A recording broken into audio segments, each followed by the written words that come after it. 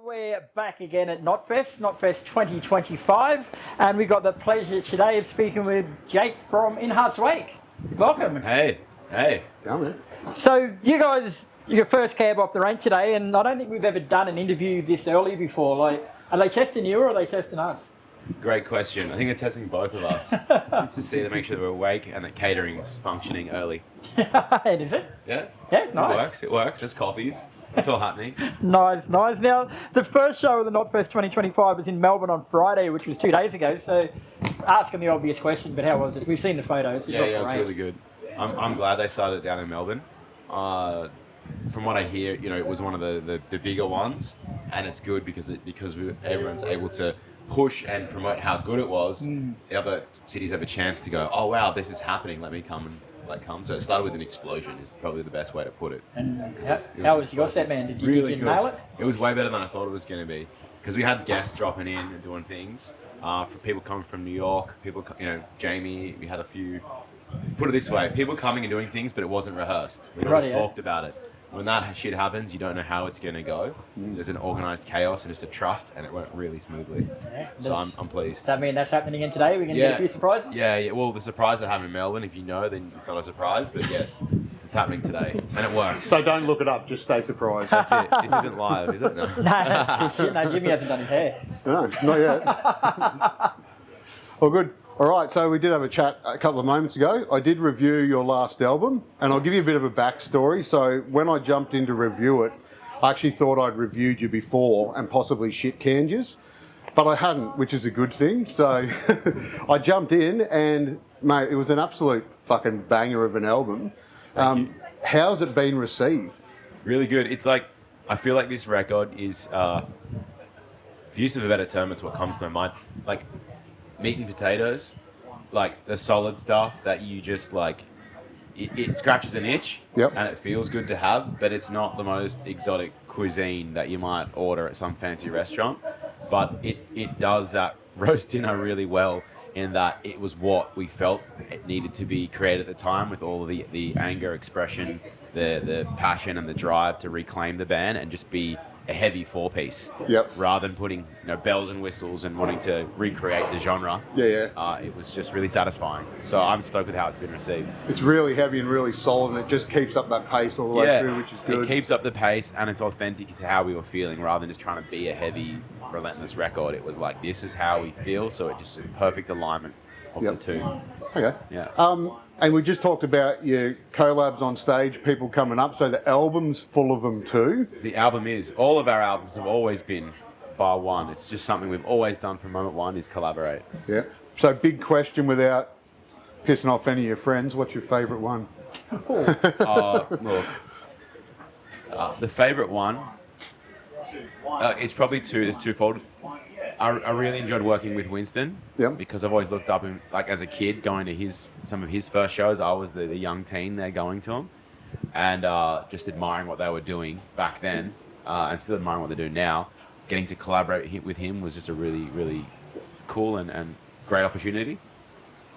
As far as unique opportunities go to collaborate, that Michigama song on the newest record, we got the Michigan's best artists happen to all be playing in town 30 minutes away from the studio, and we said, hey, after the show, would you all come and we'd all try and co-write this thing together. Oh yeah, that's one you got there's 4 or 5 guests on it or something? Yeah, and the whole song's about just how tough it is and how you got to endure the cold in Michigan, is how we can all relate to this. Is like, it builds a tough brood. So we got King, like David from King, and everyone who'd lent us their cars, put us up over the years recording there, we gave them a spot.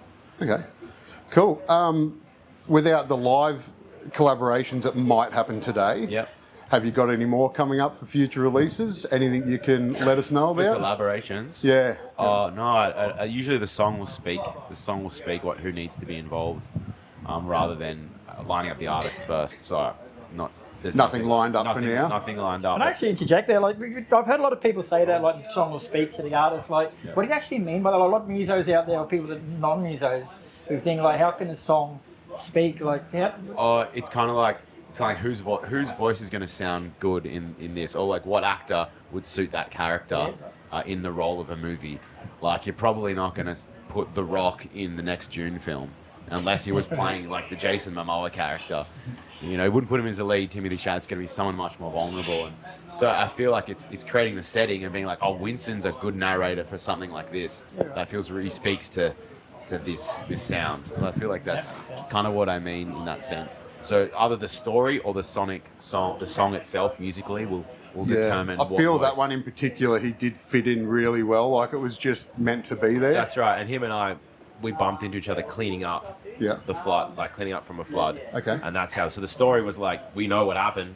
Let's tell it. You know? Yep. Yeah. All right. So talking about stories, I'm pretty sure I fucked this up in the review. The whole concept between the two albums, the tarot card concept. Can you give it to me in your words? Sure. There's 22 major arcana tarot cards in every tarot deck. There's 78 cards in the deck. 22 are major arcana. That means the archetypes, the hermit, the fool.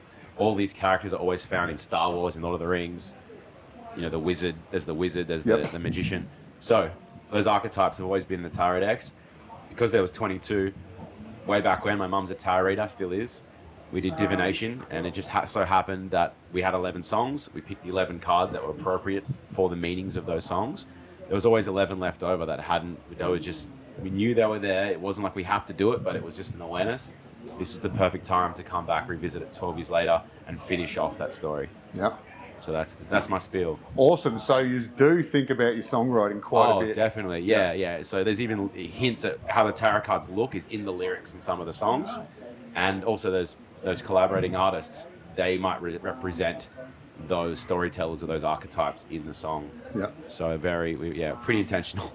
Sounds like I need to read some more lyrics so I can get behind it. So if there's anything like tarot cards are associated with spookiness and stuff a lot. So Can be. has anything spooky come out from your songs that you wrote about the specific cards? I wouldn't say spooky. Look, everyone thinks that the common thing is thinking that tarots might be like an Ouija board, or like we're summoning spirits, or we're fortune telling, you know, something that's to come. But it's not all that. It's sort of saying what are the things we're not seeing that are happening in our lives right now. What's in the shadows? What's behind us? What's around us? So I don't feel like any of them have been forewarning. However, when we've dealt with the elementals of our records, like a fire record, that's when it was spooky. Writing a worldwide suicide record and having, you know, a woman on the front holding a needle as one of the many things that she was showing the current stage of the cycle of the world. Pandemic hits, like within 3 months later, and we had a song, Worldwide Suicide, and the bushfires break out. So we've had some moments that I feel like as an artist, if you're on the pulse of like feeling into where the society is at and the psyche of the world, whether it's you scrolling or whether you're having conversations, you're generally feeling like what's about to happen. It starts to come through, I feel. Pretty cool, eh? Yeah. Right. So talking about what's about to happen with the band, what's on the cards at the moment, new music or anything on the way?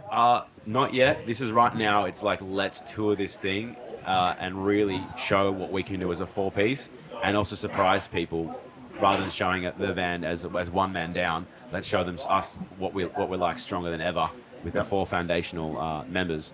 So that's where we're at in the phase of that. But 3.0, like, it's coming, because now I feel like we've really solidified what we can do, and there's been no worry or any bad feedback. The tours are selling out more than they were before. Yeah.